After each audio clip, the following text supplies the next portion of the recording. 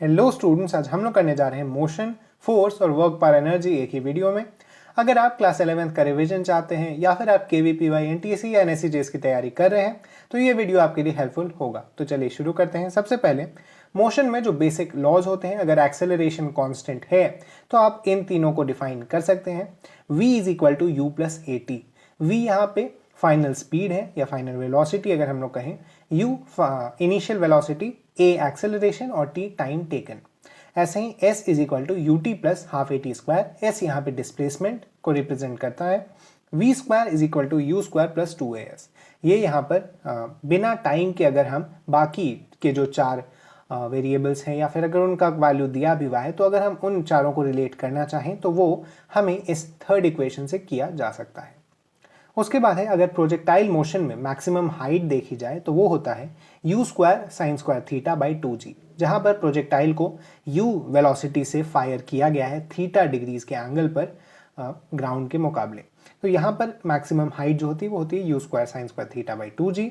Time period जो उसको time लगता है ऊपर से नीचे आने में वो होता है 2u sine theta by g। उसका r मतलब मैक्सिमम रेंज होती है you square sine 2 theta by g। यहीं पर अगर आपको आर मैक्स फाइंड करना हो, मतलब जो उसकी रेंज कितने एंगल पर मैक्सिमम हो सकती है, तो आप देख सकते हैं साइन 2 थीटा की वैल्यू मैक्सिमम हो सकती है 1, मतलब 2 theta is equal to 90 degree और theta is equal to 45 degree. मतलब अगर हम लोग प्रोजेक्टाइल को 45 डिग्री पर फायर करते हैं तो हमें मैक्सिमम रेंज मिलेगी उस स्पीड के लिए। उसके बाद है y is equal to X tan theta minus half G X square by 2u square cos square theta. ये इक्वेशन है प्रोजेक्टाइल की। मतलब अगर हम किसी भी पॉइंट पर, अगर हम लोग प्रोजेक्टाइल जहां से फायर किया गया है उसे 0,0 मान लें और वहां से एक्सेस डिफाइन करें तो हमें मिलता है कि X square X tan theta minus half G X square by 2u square cos theta के बराबर होती है y। इससे क्या होता है, आप कई सारे क्वेश्चन सॉल्व कर सकते हैं। मान लीजिए अगर आपको कोई क्वेश्चन दिया हो कि यहाँ से कोई प्रोजेक्टाइल फायर किया गया और यहाँ पर एक वॉल है, इस वॉल के कितने ऊपर से प्रोजेक्टाइल जा रही होगी, तो यहाँ पर आपको x पता है, आप सिंपली y निकाल लीजिए। y निकल जाएगा तो आपको पता चल जाएगा इस वॉल के कितने ऊपर से या वॉल के नीचे या फिर वॉल को हिट कर देगी वो बॉल। ये चीज़ें आप आसानी से फाइंड कर सकते हैं इस इक्वेशन के थ्रू। इसका थोड़ा और सिंप्लीफाइड फॉर्म है कि y is equal to X tan theta into 1 minus X by R. उसके बाद है v एवरेज, मतलब एवरेज वेलोसिटी होती है delta R by delta T. मतलब जितना डिस्प्लेसमेंट हुआ है उसको जितना टाइम लगा है उससे डिवाइड कर दीजिए तो आपको एवरेज वेलोसिटी मिल जाती है। इंस्टेंटेनियस वेलोसिटी के लिए आपको dr बाई dt करना होता है। अगर आपने डिफरेंशिएशन पढ़ा है तो आपको पता होगा कि अगर v की कोई इक्वेशन दे दी जाए टाइम के रेस्पेक्ट में तो आप मान लीजिए v अगर कोई फंक्शन है टाइम के रेस्पेक्ट में तो आप आसानी से dv बाई dt निकाल सकते हैं एक्सेलरेशन फाइंड करने के लिए, और उसी को हम लोग यहाँ पर डिफाइन किए a इंस्टेंटेनियस में। सिमिलरली अगर डिस्प्लेसमेंट फंक्शन है टाइम की तो आप dr बाई dt करके यहाँ v निकाल सकते हैं, क्योंकि हमें पता है कि change in displacement by change in time में अगर हम लोग टाइम पीरियड को बहुत छोटा कर दें तो हमें अगर एक इंस्टेंट पर निकालनी हो कोई भी चीज़ तो हम उसे निकाल सकते हैं। आगे हम लोग बढ़े सर्कुलर मोशन की तरफ। तो एंगुलर वेलोसिटी होता है उसकी वेलोसिटी बाई आर, मतलब v बाई आर अगर हम लोग कर दें तो हमें उस ऑब्जेक्ट की एंगुलर वेलोसिटी मिल जाती है। सर्कुलर मोशन में हम लोग एक सेंटर डिफाइन करते हैं, या फिर अगर सेंटर डिफाइन नहीं भी हो, मान लीजिए हमें किसी पॉइंट के अबाउट उसकी सर्कुलर मोशन चेक करनी हो तो आप इस फॉर्मूला को यूज करके निकाल सकते हैं, omega is equal to v by R. उसके बाद इसी में अगर हमें एक्सेलरेशन फाइंड करनी हो उस पॉइंट के रेस्पेक्ट में तो वो होता है v स्क्वायर बाई आर। इसी से मान लीजिए अगर हमें कोई कर्व दिया हुआ हो जिस पर ऑब्जेक्ट चल रहा हो, हमें इस पॉइंट की सेंटर ऑफ कर्वेचर फाइंड करना है। किसी भी पॉइंट पर हम एक सर्कल बना सकते हैं और अगर उसकी हमें रेडियस ऑफ कर्वेचर या सेंटर ऑफ कर्वेचर से डिस्टेंस फाइंड करनी हो तो हम r को ऊपर ले जाके अगर a को नीचे ले आए तो हम r is equal to v square by a मिल जाता है। मतलब मान लीजिए ये ऑब्जेक्ट ऐसे चल रहा है तो इसको कितना एक्सेलरेशन मिल रहा है इससे डिवाइड करके हम निकाल सकते हैं उस पॉइंट की रेडियस ऑफ कर्वेचर। अगला है डिस्टेंस ऑफ क्लोजेस्ट अप्रोच। तो डिस्टेंस ऑफ क्लोजेस्ट अप्रोच भी कई जगहों पर काम आ जाता है। आपको क्या करना होता है कि हमें बस ये a डिस्टेंस है मान लीजिए, तो इसको अगर इस तरफ रिप्रेजेंट करेंगे तो a कॉस थीटा मिल जाएगा, ये यहाँ से a साइन थीटा हो जाएगा d मिनिमम। आपको सिर्फ यही करना है और इसके लिए टाइम पीरियड निकालने के लिए आप a cos theta by v1 square plus v2 square कर सकते हैं। यहाँ पर क्या होगा कि आपको मान लीजिए शुरू में दिया हुआ है कि एक ऑब्जेक्ट ऐसे जा रहा है और एक ऑब्जेक्ट ऐसे जा रहा है। आप इन्हें रिलेटिवली कैलकुलेट करने के लिए इसकी स्पीड हटा दीजिए, सिर्फ एक ऑब्जेक्ट को स्पीड देकर इसे फिक्स कर दीजिए इसके पोजीशन पर। तो इस तरह से ये ट्रैवल करेगा, इसकी स्पीड होगी v1 square plus v2 square का रूट। पाइथागोरस थ्योरम से आपको पता है कि इसे कैसे निकालना है। बस a cos थीटा को आप इससे डिवाइड कर दीजिए तो आपको पता चल जाएगा कितने टाइम में ये क्लोजेस्ट अप्रोच होगी। अगला हम लोग बढ़े लॉज ऑफ मोशन, जैसे फोर्स के बारे में जहां हम लोग बात करते हैं तो force is equal to mass into acceleration, आपने पढ़ा है, ये बेसिक लॉ है। उसके बाद है फ्रिक्शन। फ्रिक्शन दो तरीके का होता है, स्टैटिक और काइनेटिक। स्टैटिक फ्रिक्शन चेंज करता है समय फोर्स के साथ, तो अगर हम जितना ज़्यादा फोर्स लगाएंगे स्टैटिक फ्रिक्शन भी उतना ज़्यादा बढ़ते जाएगा। अगर फोर्स नहीं लग रही होती है तो स्टैटिक फ्रिक्शन जीरो होता है। स्टैटिक फ्रिक्शन क्या करता है, या फिर फ्रिक्शन इन जनरल क्या करता है, किसी भी दो बॉडी के बीच रिलेटिव मोशन को अपोज करता है। हमें सिर्फ मोशन को अपोज करना नहीं बोलना चाहिए, हमें बोलना चाहिए कि रिलेटिव मोशन को अपोज करता है। तो स्टैटिक फ्रिक्शन की जो मैक्सिमम वैल्यू होती है वो म्यू एस इंटू एन के बराबर होती है। ये कोएफिशिएंट ऑफ स्टैटिक फ्रिक्शन है, उसे हम लोग जब नॉर्मल फोर्स से मल्टीप्लाई करते हैं तो हमें मिल जाता है। एनएलएम में मैं आपको रिकमेंड करूंगा कि जब भी आप कोई क्वेश्चन सॉल्व करें हो तो आप फ्री बॉडी डायग्राम बना लीजिए। फ्री बॉडी डायग्राम क्या होता है कि मान लीजिए हमें कोई भी बॉडी दी हुई है तो हम उसे उसके सराउंडिंग से अलग कर लें और सिर्फ उस पर लगने वाले फोर्सेस को कैलकुलेट करें तो उसे हम फ्री बॉडी डायग्राम कहते हैं। जैसा हमने यहाँ नीचे में किया है, तो उसके बारे में हम लोग आते हैं कुछ देर में। काइनेटिक फ्रिक्शन की वैल्यू म्यू के इंटू एन होती है। काइनेटिक फ्रिक्शन की वैल्यू हमेशा कांस्टेंट होती है और ये इसीलिए होता है क्योंकि एक बार जब बॉडी चलने लगती है तो फिर उसमें जो फोर्स लगता है वो कांस्टेंट ही होता है, जो उसको अपोज कर रहा होता है उसकी रिलेटिव मोशन को। यहाँ फ्रिक्शन का जब हम लोग ग्राफ बनाते हैं तो हम लोग देखते हैं कि एक मैक्सिमम वैल्यू तो आता है और उसके बाद कम होने लगता है फ्रिक्शन, यही मैक्सिमम वैल्यू कहलाती है, maximum value of static friction. और उसके बाद कम होते होते वो नीचे जाने लगता है, जिसे काइनेटिक फ्रिक्शन कहा जाता है।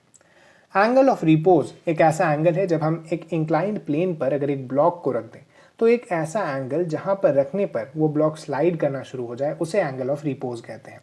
एंगल ऑफ रिपोज फाइंड करने के लिए जैसा मैंने आपको बताया एक फ्री बॉडी डायग्राम बना लेना चाहिए आपको।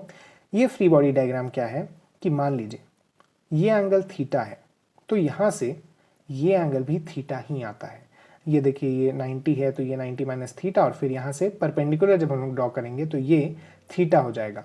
इसे ही थीटा है और नीचे अगर mg फोर्स लग रहा है तो इसे हम mg cos थीटा, और इस तरफ जो फोर्स लग रहा है उसे mg sin थीटा कह सकते हैं। बस उसी को आगे हम लोग डिराइव करते हैं कि mu into mg cos theta, mu into normal is equal to mg sin theta. तो यहाँ से हमें मिलता है tan theta is equal to mu और tan inverse mu is equal to theta.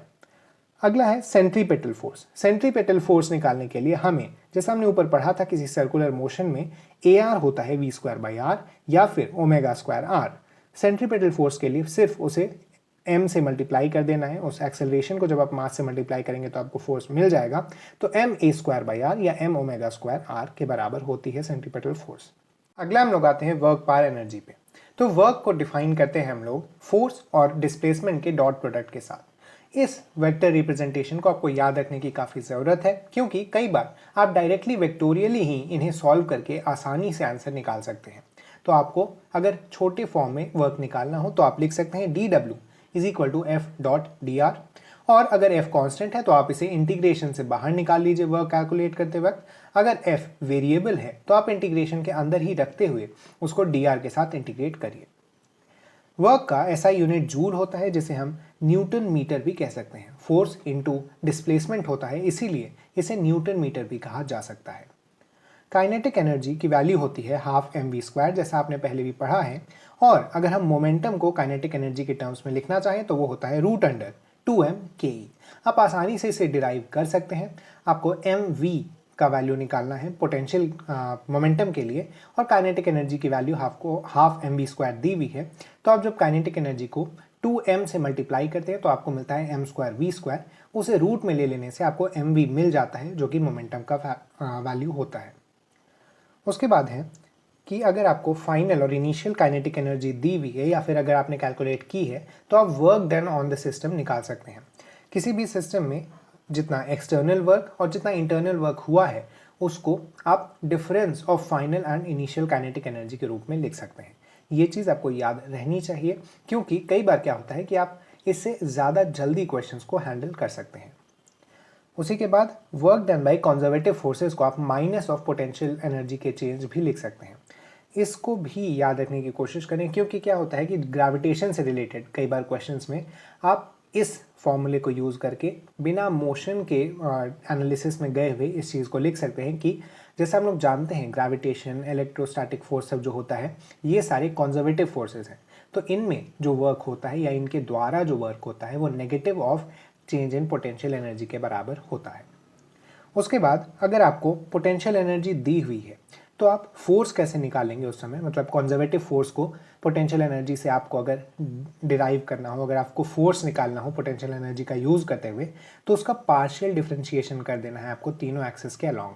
आपको हो सकता है एक्स वाई जेड तीनों के टर्म्स में दिया हुआ हो पोटेंशियल एनर्जी का फॉर्मूला या पोटेंशियल एनर्जी की इक्वेशन, तो आपको उसे पहले एक्स के रेस्पेक्ट में, फिर वाई के रेस्पेक्ट में और फिर जेड के रेस्पेक्ट में पार्शियली डिफ्रेंशिएट करके निकालना है और उसके सामने एक नेगेटिव साइन लगा देना है फोर्स को वैल्यू फाइंड करने के लिए। उसी के बाद अगर फोर्स अट्रैक्टिव होती है तो du by D x positive होता है, और अगर फोर्स रिपल्सिव होती है तो du by D x negative होता है। ये आप याद रखें, क्योंकि कई बार क्या होता है कि आपको ऐसे पोटेंशियल एनर्जी का फंक्शन दे दिया गया होगा और आपको फोर्स के बारे में, रिपल्सिव या अट्रैक्टिव नेचर के बारे में पूछा गया होगा, तो आप उस समय डायरेक्टली अट्रैक्टिव या रिपल्सिव बता सकते हैं अगर आपको पता हो पॉजिटिव है या negative du by D x. उसके बाद है इक्विलिब्रियम। इक्विलिब्रियम एक ऐसी कंडीशन होती है जहाँ पर एक ऑब्जेक्ट स्टेबल हो जाता है। यहाँ पर du by D x zero होगा हमेशा। ऐसा क्यों होता है? क्योंकि इक्विलिब्रियम के पोजीशन पर जो पोटेंशियल एनर्जी होती है वो मिनिमम होती है किसी भी ऑब्जेक्ट की। और आप अगर डिफरेंशिएशन पढ़ा होगा तो आपको पता होगा कि कि किसी भी चीज़ की मिनिमम या मैक्सिमम वैल्यू फाइंड करने के लिए आप उसके डिफरेंशियल को, मतलब फर्स्ट डेरिवेटिव को ज़ीरो से इक्वेट कर देते हैं, तो आपको उस वैल्यू को मिनिमम या मैक्सिमम करने का मौका मिलता है। उसी के बेसिस पर हम लोग ये तीन वैल्यूज़ लिखते हैं, स्टेबल, अनस्टेबल और न्यूट्रल। स्टेबल इक्विलिब्रियम के लिए आप क्या करिए, एक बार फिर से du बाई डी एक्स को एक बार फिर से डिफ्रेंशिएट करिए तो आपको D square u by D x square मिलता है। और अगर ये वैल्यू ज़ीरो से बड़ी है तो मतलब इक्विलिब्रियम स्टेबल है, क्योंकि ऐसी कंडीशंस में आपको क्या होता है कि du बाई डी एक्स का जो डिफ्रेंशिएशन होता है वो पॉजिटिव मिल जाता है। इसीलिए आप ध्यान रखें कि ऐसे इक्विलिब्रियम्स को स्टेबल इक्विलिब्रियम कहा जाता है।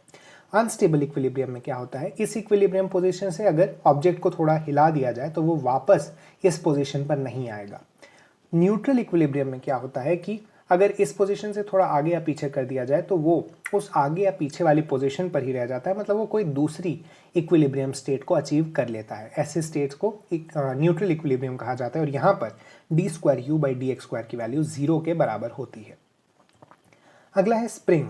स्प्रिंग को अगर सीरीज में जोड़ा जाए तो उसकी जो के इक्विवेलेंट, मतलब स्प्रिंग कांस्टेंट की इक्विवेलेंट जो आती है वो आप इस तरह से समझ सकते हैं कि इलेक्ट्रिसिटी में रेजिस्टर्स की पैरेलल की जिस तरह से आती थी वैसी आती है।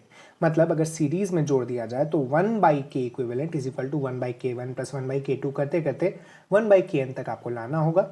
और अगर आपको पैरेलल में स्प्रिंग्स जुड़ी हुई हैं तो आपके इक्विवेलेंट इज इक्वल टू के वन प्लस के टू, जैसा रेजिस्टर्स के सीरीज में हमने किया था। तो मतलब यहाँ पर आपको उल्टे ढंग से अप्रोच करना है अगर आपको के इक्विवेलेंट निकालना है तो। उसके बाद है कंजर्वेशन ऑफ मैकेनिकल एनर्जी। तो अगर किसी भी सिस्टम पर एक्सटर्नल वर्क हो रहा है तो एक्सटर्नल वर्क दो ही ढंग में होता है, डेल्टा के प्लस डेल्टा यू।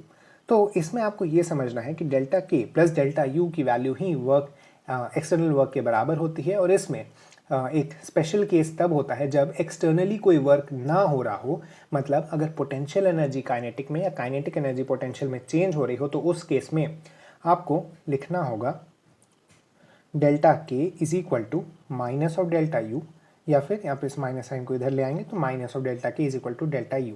ये केस स्पेसिफिकली थोड़ी हेल्प कर देता है आपको कुछ क्वेश्चंस में, तो इन केसेस के क्वेश्चंस को आप बनाने की थोड़ी कोशिश करिएगा। उसके बाद है पावर। पावर को डिफाइन किया जाता है D W by D T से, मतलब work done per unit time या फिर energy consumed per unit time के फॉर्म में इसे डिफाइन किया जाता है। इसी को थोड़ा जब आप सिंप्लीफाई करिएगा तो ये एफ डॉट वी के बराबर आपको दिखेगा। इसकी एसआई यूनिट होती है वॉट, जिसे जूल पर सेकंड भी कहते हैं, क्योंकि ये एनर्जी पर टाइम होता है इसीलिए इसकी यूनिट भी जूल पर सेकंड होती है। 1 हॉर्स पावर 746 वॉट के बराबर है। ये एक ट्रेडिशनल यूनिट है, पुराने ज़माने में इसे यूज़ किया जाता था हॉर्स पावर के फॉर्म में, तो उसे स्टैंडर्डाइज किया गया है 746, या फिर कई क्वेश्चंस में आप 750 लेकर भी बना सकते हैं। ये जनरली तब इस यूनिट का यूज़ किया जाता है जब हम इंजन्स की, मोटर्स की पावर के बारे में बात करते हैं, तो वहाँ आपको हॉर्स पावर का यूज़ करना होता है कैलकुलेशन करने के लिए। उसके बाद है 1 वॉट की वैल्यू 10⁻7 अर्ग पर सेकेंड होती है।